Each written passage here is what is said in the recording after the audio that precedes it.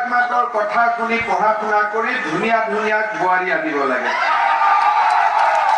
হয়নে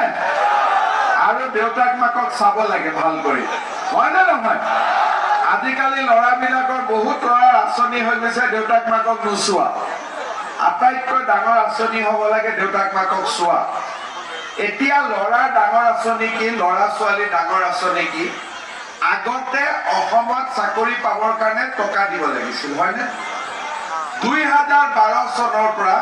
শিক্ষক হ'বৰ কাৰণে টকা নাই টেট আহি গ'ল এইবাৰ পুলিচৰ চাকৰি আপোনালোকে দেখিছে যে ৰিক্সা চালকৰ লৰাই পাইছে ঠেলা চালকৰ লৰাই পাইছে আনকি বজাৰত পকৰি বিক্ৰী কৰা দোকানীৰ লৰাইও এবাৰ দোকানৰ লৰাই এবাৰ চাকৰি পাইছে নে গতিকে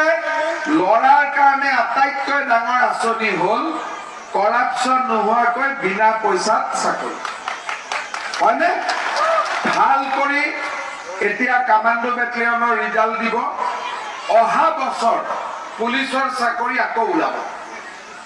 দৌৰা দৌৰি ফিজিক্যাল ফিটনেস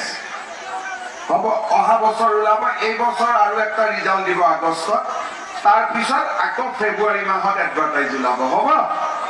সকলো লৰাৰ কাৰণে মেইন আঁচনিটো হ'ল টকা নিদিয়াকৈ চাকৰি